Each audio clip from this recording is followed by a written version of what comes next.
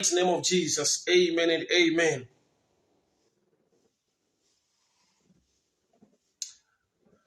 I want to read a text. We are done to prayer line now.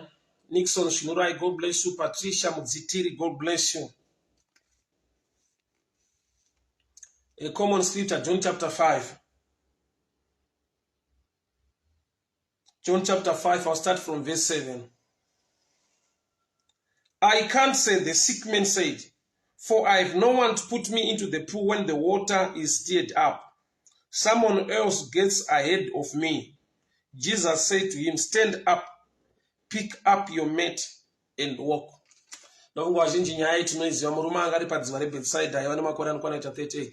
So Jesu wauya kwaari, iye anotaura kuti ishe handikwanise nokuti pese pandinoda kupinda ndinotangirwa. Jesu ndobva ati rise up, carry your mat and go. The system yaiva papool ndeyekuti atanga kupinda mumvura. Healing yepanzvimbo yainvolva the diving into the pool. Kupinda kwemunhu mumvura mvura ndo yanga ine the healing effect muupenyu hwemunhu. But Jesu wauya ari kutaura nemunhu ari kuti ayo inini panapa ndine challenge yekutangirwa. It's a place in a competition. So Jesu haana kuintroduce the same system yaitika. As Bible riri kuti Jesu wakangoti carry your mat, rise up, carry your mat and go. Which means murume uyu akatangirwa, akakundwa, vanhu vakapora vakaenda vakamusiya aripo nekuda kwekuti the diving part aingotangirwa. Asi Jesu ndokubva abvisa that system, ndokubva amupa the word system. The system yepapool yaiva yekudhivha, atanga kupinda mvura unopora. But pakauya Jesu anova the living waters, ndokubva ati I will use my word to substitute competition muupenyu wako. So be in agreement with my word. So paakawirana neshoko raKristu akabva asimuka. Haana kupinda mupool, wakaporeswa papool, but asina kupinda musystem yagara iripo. Hama dzangu mukurarama muupenyu mune masystems arimo. Mamwe acho they are not favorable to you. Mamwe acho you are already a loser nekuda kwekuti anoshanda nekuti unozivana nani. That's a system of the world. Yakuti kana une anokuziva unosimudzirwa. Kana une unowirirana naye ari kumusoro ndiye anogona kukuvhurira gap mikana. But I've come to introduce a system of the word of God. Raunoti kana waita agreement naro, the Lord do not disappoint you. The world has its own systems. Nyika ine tsika dzayo. Saka uchiona pane pamwe pokuti ukarwara ukaenda kuna chiremba, haana zvimwe zvizhinji zvaanogona kutaura. Nekuti there are systems anotozikanwa kuti kana munhu arwara asvika stage ane challenge yedambudziko iri kana zvatodai so hakuna kumwe kwaachaenda, hapana chichaita. There is God in heaven who can surpass every system on the ground and introduce a system that can change and bless your life. Father, in the mighty name of Jesus, makompetition atinawo panyika pano, kushayiwa vanomira nesu Mwari, kushayiwa vangatiitirawo favor, asi nokuti mune Mwari munouya kunenge vanenge vakundwa vakundikana, movaitawo shasha nekuvapa nyasha. I pray, mighty God, on this platform, vana venyu vari pano, zvichida kumabasa avo havana vanhu vari kumira navo, zvichida mune zvavanoita Mwari hazvisi kugamuchirika musociety, zvichida Baba marelationship avo vane kutsondorwa nekutarisirwa pasi. Ndiri kunamata Mwari wamasimba ose. May your word, shoko renyu Baba, nekuti Bible rinoti kana imi matuma shoko renyu haridzokeri kwamuri risina kuzadzikisa chamaritumira. Murume wepaBhetsaida Mwari wangu makamuitawo number 1 because of the word ramakaintroduce mulife make, makamubvisa musystem yenzvimbo mukamupa the system of grace. Father, I pray every system isiri favorable kuvana venyu, may grace speak on their behalf. In the mighty name of Jesus I pray. Amen and amen. Papool paiva netsika yekuti mutumwa anoti kana auya obvongodza mvura atanga kupinda opora.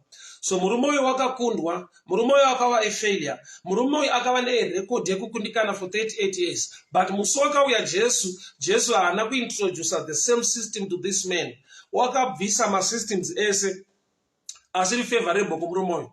Ndokubva aintroduce the word. Zvokuti murume uyu paakawirana neshoko raKristu akasimuka, akafamba akaenda kumba. You rise not because of the systems of men, but because of his word. May the word of God help you to rise. May the favor of the Lord help you to rise. Pese pawakakundikana, pese pawakatangirwa, Mwari ngavakuitewo champion, Mwari ngavakuitewo shasha, Mwari ngavadurire favor muupenyu hwako. Pasina vanhu vanomira newe, nyasha dzaMwari ngadzizarure masuo. Pasina vanhu vanogona kumira newe, favor yaMwari ngaikusumudze. Father, I pray in the mighty name of Jesus. Every system is favorable. Isina advantage kuvana venyu, yakavadzikisira yakavaisa the other side, the disadvantage. I speak the word of God over their lives. Ndiri kutaura shoko renyu Mwari pabasa rake, ndiri kutaura shoko renyu Baba pa ministry yake, ndiri kutaura shoko renyu Baba pa relationship yake, ndiri kutaura shoko renyu Mwari wangu muupenyu wavo, muzita ra Jesu Kristu eNazareta. Amen and amen. May God raise you. May the word of God create a way for you. Iye unogadzira nzira pasina nzira ngaakuwanire nyasha. Pese pawakajajwa ukanzwa efailure uri dofu haugona una kwaunosvika. Shoko raMwari ngaronze a change and a turnaround muupenyu wako. Jesus said to this man, rise up, carry your mat and go. No more diving into the pool. No more competition. Just the word of God. Number one. Remember, the word of God is God, which means when you are in his word, when you operate according to the word, you are operating according to the ways of the Lord. Urishasha iwewe, unokunda iwewe, unobudirira iwewe. Akakukunda nema systems aiva favorable kwavari.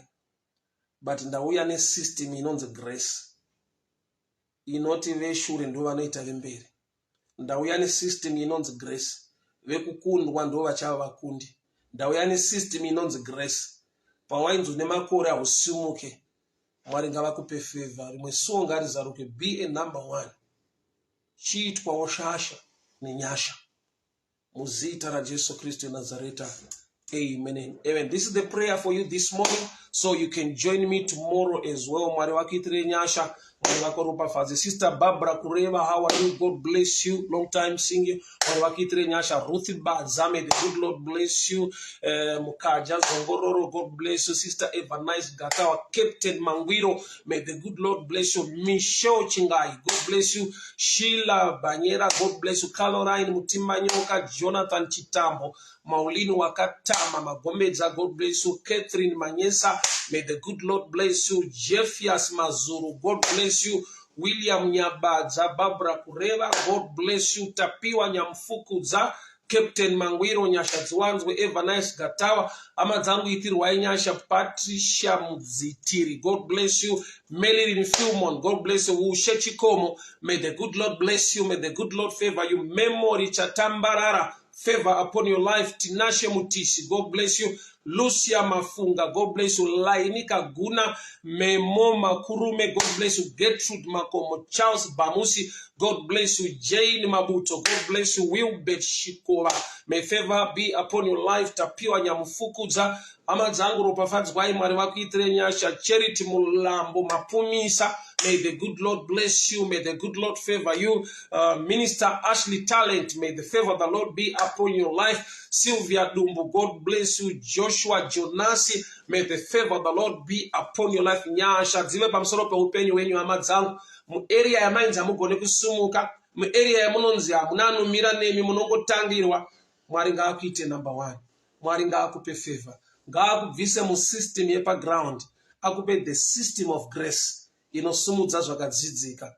Nyasha dziwanzwe Mwari vakuchengetei. Muzita ra Jesu Kristu eNazareta. Amen and amen. Onias Zara, God bless you. Tinashe Louise Rosima Fukidze, God bless you. Tisanganiske zvakare mangwana nenyasha dzaMwari. Mwari vachitiitira nyasha. God bless you. God bless you. Zimzim House, Saudi Arabia. May the good Lord bless you. Munetsi, God bless you. Bridget Makusha, Traimo Masunga, God bless you. Nyasha dzwanzwe Mwari vakuchengetei. Mwari vakugonese. Rebecca Chimenya, God bless you. Thank you so much, Amadzangu. You can join me tomorrow, a prayer session. Yedu Mangwanani Ega Ega. I also open this door for you to send your airtime kana kuti data for the continuum of broadcasting this program every morning, so you can use my number and send your airtime or data so that we can continue to pray for each other and broadcast every morning. Giving is the principle in the word of God. Giving me, I see principle, a choice. So you not gonna ignore vamwe vanhu, but muyamutreni wokuratidza kune vamwe vanhu. Vanhu ivavo vanogona kukujaja kuti you are not a giver, but nenyaya yekuti haupe iwo, but muyamutreni unoramba achikublessa because you act according to the instruction. So giving me a choice, which means you have a choice to give or not. But giving is a principle. But wekupa wacho yasarudza, and the Holy Ghost can speak to you on that. But chandinogona kutaura newe chiri pascripture giving. But instruction ya Holy Spirit where to give and who to give. Chiri pachena chaunofanirwa kuziva, chaunofanirwa kurarama mashiri kana wakuita prayer kuti Lord show me where to do it, when to do it, and how to do it or how to go about it.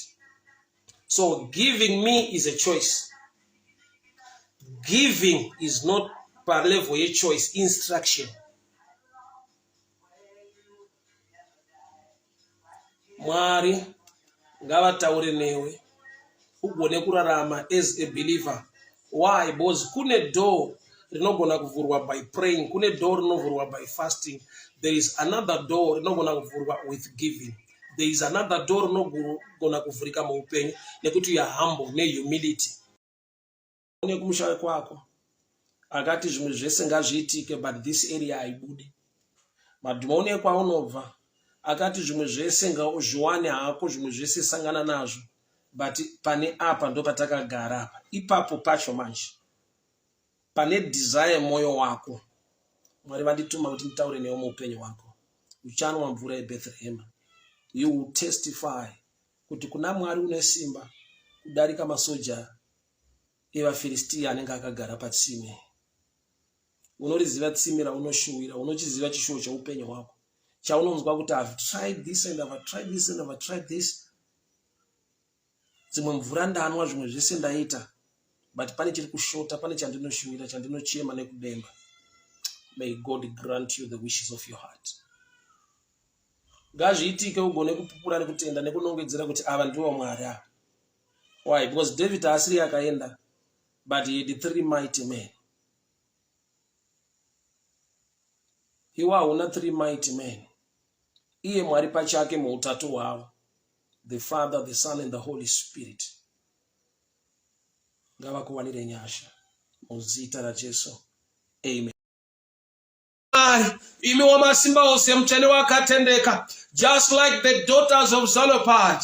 Turn my story around, Lord. Turn my story around, Lord. By the reason of your grace. By the reason of your grace. By the reason of your grace. By the reason of your grace. Vanasikana makavarangarira mwa mukataura nemuranda wenyu Mozisi kuti aiwa vanga vachigoverwa naka, vataura chinhu chakanaka, vataura chinhu chechokwadi. Baba, ndinochema kwamuri mangwanani ano, nyasha dzenyu dzinogara nekusingaperi. Sina kubvira zvaonekwa kudzinzare kwangu, sina kubvira zvabatika mumusha ndinobva. Ndiwanireiwo nyasha Baba, ndigopupura kunaka nekugona kwenyu. Yemi wazuro nhasi namangwana muchene wakatendeka. The flesh can help you to understand or to perceive some things in the spirit.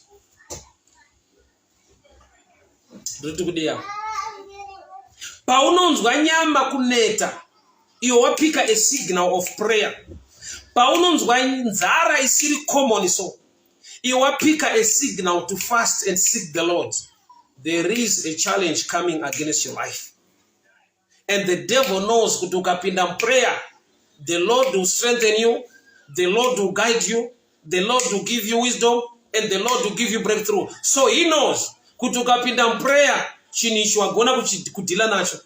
Saka chaanoita ndechekuti anouya kuflesh, so you can postpone now. I remember one day pandai teacher concerning my dreams. My dreams, whether you are a believer or not, my dreams chinhu chingori spiritual. And when you are a believer, dream haina power than the dreamer. Brilliant Motsi, may the good Lord bless you. Kureva kuti ukava a negative dream, a weird dream, that's a signal.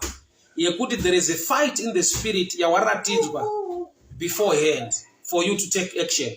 So my dreams, my warning. Saka uchiona kuti kana ndichiti dream I warning spiritually. Saka uchizviona kuti zvingani zvaunorota ukangano. Zvaunonzwa kuti pane zvandarota man, zviri very sensitive, pane zvandarota man, but paunomuka kuseni ubva usvikangano. Kogoita zvinhu zvokuti ukarota ukangano, but pane zvokuti ukarota, maybe you can explain halfway of the dream, or else you can actually forget the whole dream. I love the statement, you know, God is good all the time. All the time, God is good. Ndimwari vakanaka nguva dzose. But mumwaka kana kuti munguva maakudiwa ruzivo. Kwete ruzivo bedzi, but to exercise the word. Zvinogona kudena manifestation of the promise. Kune zvinhu zvakavigwa muma systems kana kuti condition. For example, yekuti ukaita ichi chinoitika. Ukaita ichi chinoitika. So wakaipa harwise promise. Wakaipa anorwisa the action yaungaita to make the promise manifest. For example, mukapinda Canaan, chakaropafadzwa Eve, ramunofanirwa kurima nekudyara kuti mugone kukohwa. So wakaipa chaanogona kuita kuraya pfungwa yekushanda. Imi makagara mu promised land. Kuraya pfungwa yekushanda. Imi makagara mu promised land. People of God, hear me very well. Wakaipa chaanorwisa haisi promise, nokuti the promises of God are yes and amen. Mwari ndi mwari wamasimba ose, mwari ndi mwari wakatendeka, chavanoreva chinozadzikiswa. But ukaona zvisiri kuzadzikiswa, it's not the part of God iri missing, but it's the part of man inokonzera manifestation of the promise. Mwari vatiitire nyasha mangwanani ano. Mwari vakuropafadzei mangwanani ano. Tive nekutenda uye nekuziva kuti he is the same yesterday. A heart towards others. Chinhu selfish chiri more dangerous. Chinoisa a blockage kuflow a blessing muupenyu hwako. Why? Because the reason every blessing, we are blessed to become a blessing. Mwe munhu ngaazive chakanaka muupenyu. Nekuda kwekuti Mwari vane chakanaka chavakaita muupenyu hwako. Be a channel ye blessing ya Mwari. Be a vessel inoshandiswa naMwari kuti mwe munhu agone kuziva bhutsu ngaazive through the blessing of the Lord yakaita pass through you. Mwe munhu kuti agone kuziva kufuka gumbezi ngaazive through your hand. Kuti mwe munhu azive kupfeka hembe yakanaka. May God use you for that. Be a channel and a vessel. Uchaona tine mama areas are still gifted. God will allow to have victory in them. Because that victory, it means a lot in the kingdom of God. Kune vanhu vachasunungurwa. Kune vanhu vachaona zvakanaka muupenyu. Nokuti kune zvakanaka zvaitika kwauri.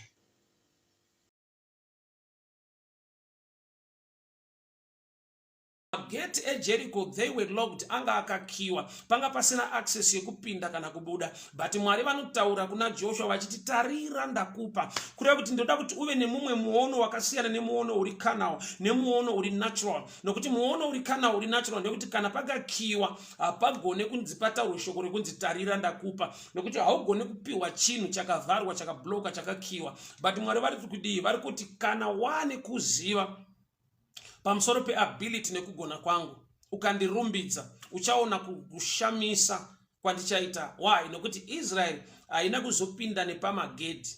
There was no need for them kuti vanofighta vanhu vari pagate. Pane nguva yekuti tiri kuisa focus kuzvinhu zvisizvo. Why? Because my enemies acho tiri kutovaziva, ndana ningi vakaita zvakati, ndana ningi vakaita zvakati. We are trying to prove a point, we are trying to fight them. But I've come to tell you, don't waste your time dealing nevanhu ivavo. Just get your time to worship the Lord, honor the Lord, praise him, and you create a gate rakasiyana nemagedhe angakakiwa, nokuti Israel yakazowana access yekupinda muJericho nepese pese. Kurati pese pauri pane door ukatanga kuwoshipa Mwari, pese pauri pane access ukatanga kurumbidza Mwari. Ndofunga vanhu vemuJericho vakatozishamisika, masvingo eJericho akuwira pasi. Hapana kutsvakwa bulldozer, worship ndo yakava a bulldozer. Hapana kutsvakwa chimwe chinhu chiri more powerful kupwanya masvingo eJericho, but worship yakava so powerful to an extent yekuti yakadenha denga rikakonzera masvingo eJericho kuwira pasi. Masvingo eJericho paari kuwira pasi, Israel iri kuwana access yekupinda nechikonzero chekuti pese paunofunga kuti hapapindiki, there is God in heaven. Wokuti ukapa rumbidzo ukanamata Mwari wako, unogona kushamiswa kuti panga pane mbiri yekunzi pari tightly shut, panobva pava open. Ndi Mwari unovhura masuo, ndi Mwari une nyasha, ndi Mwari unotirwira nekutigonesa. Tikutungamidze shoko rekuti Mwari tungamirai tsoka dzangu, ndiregere kuenda panondiparadza, ndiregere kuenda munzvimbo dzinorwa nefamily, necareer, neministry, ndiregere kuenda panzvimbo panokurukurwa zvakaipa zvisinei neumambo wenyu. Guide me, O Lord. Protect me, O Lord. Lead me, O Lord. Nditungamirire yo Mwari. Ndikasazvinzwa mupfungwa dzangu, ndikasazvipika in my spirit, may your situation speak for me. May you create a situation that will speak to me and guide me and help me.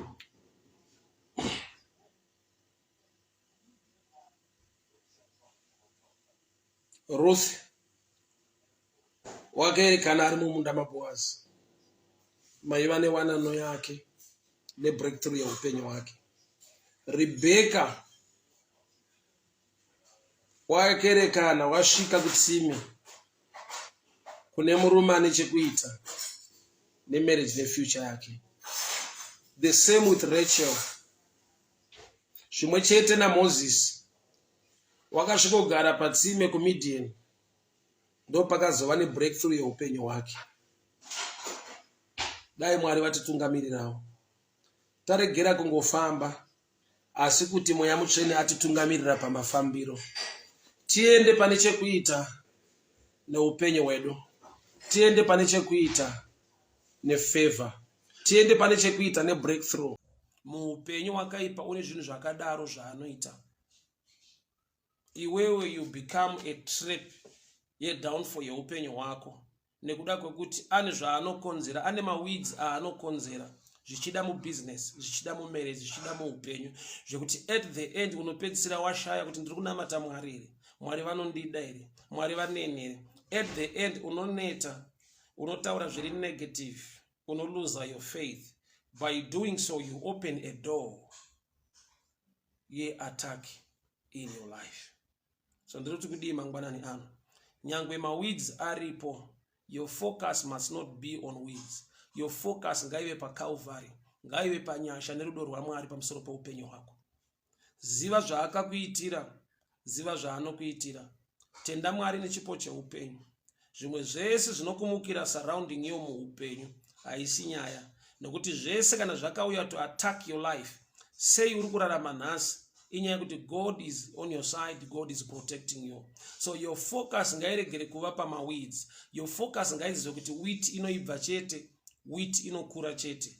Chaitwa nemuvengi kuisa maweeds kuda kudistracta focus yangu pawheat, kuda kuti at the end ndite uproot the wheat. Tine vanhu vaita uproot kutenda kwavo nekuda kwokuti muupenyu hwavo makadyarwa zvichida urwere, makadyarwa zvichida kutambudzika, makadyarwa mamwe machallenges yekuti at the end pane kuti munhu afaitane nechallenge iripo, anopedzisira akudhila newheat, akuita uproot faith nekutenda kwake, nekuti the challenge is too much. Let's be real, guys. My challenges anombokura anombowanda to an extent yekuti you lose focus pane basa rakaitwa pamuchinjikwa, you lose focus pane zvawakaitirwa, you lose understanding pamusoro pe-identity yako to an extent yekuti focus yako nezvaunofunga nezvinongo zviri kukuchemedza nezviri kukurwadza ndo zvaane focus. And at the end, the devil wants to use you as a trap for your own downfall. Zvese zvaari kuita izvi anoda kuti iwe utaure zviri negative. Zvese zviri kuitwa ne-enemy anoda kuti iwe utuke Mwari. Zvese zviri kuitwa ne-enemy anoda kuti urambe Mwari. May you carry a blessing. Mwari ngavakupe vana vanoita impact panyika. Mwari ngavakupe mhuri, ngavakupe family inotakura ushe, inotakura blessing, inotakura favor. Mwari ngavakuwanire nyasha ugone kubereka zvakanaka vana vane ropafadzo. Mwari ngavakuwanire nyasha, denga ngaribate maoko ako. Iye Mwari unoti I'll bless the work of your hands. Bata zvinoendeka, bata zvine ropafadza. Maoko ako ngaati kana abata ngaagone kugadzira chandinoti brand. Ngaabate with a touch with a difference. May you carry the blessing and the favor of the Lord to be upon your life. As Jacob was blessed, akabatwa chiuno chake, although he was dislocated by hip joint, but he went on kunobereka Benjamin, the tribe rakatipa the first king. There was a touch, a kingly touch. Nokuti abatwa nedenga, abatwa na mambo wemadzimambo. Saka iye akugona kuproducer madzimambo. Mwari ngavabate maoko ako, Mwari ngavabate meso ako, Mwari ngavabate nzeve dzako, Mwari ngavabate pfungwa dzako. Paunofamba, paunotsika, takura ropafadzo. Favor ngaiflow, favor ngaibatike. Iva chiropafadzo mumhuri yekwenyu. Be a blessing kubva kumhuri yekwenyu. Iva ropafadzo paunoshanda, iva ropafadzo kudzinza kwako. Mwari ngavakuchengetei, Mwari ngavakugonesei. Dai Mwari atiwanira nyasha. Fura muromo wako uite cancel every negative voice rakataurwa against your life. Usanyarara, usanyararidzwa. Remember kuti blind Bartimaeus breakthrough yake yakauya nekuramba achidanidzira, kudanidzira, kushedzera, kutaura kunogona kuva a doorway to a breakthrough. Wakaramba achidanidzira. Pane vanhu vaimunyararidza, haana kuwirirana navo, akaramba achidanidzira.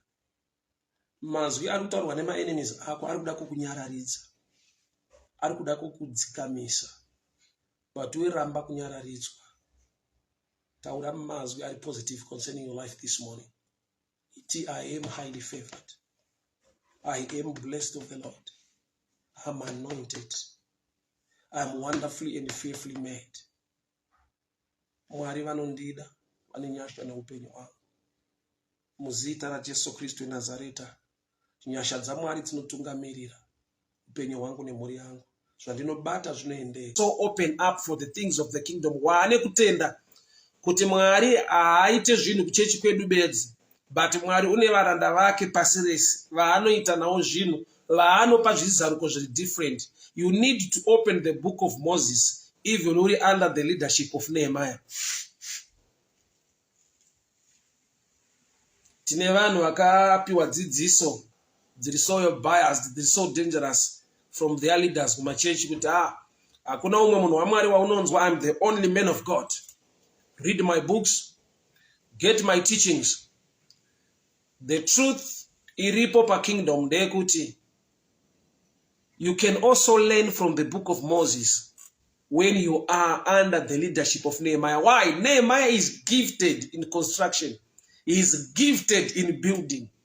But Moses as a leader, anga ainewo grace ne gift in certain areas. So munovaka muri under the anointing of Nehemiah. But munofaita marudzi asingadiwe pakati penyu muri under the grace of the teaching of Moses.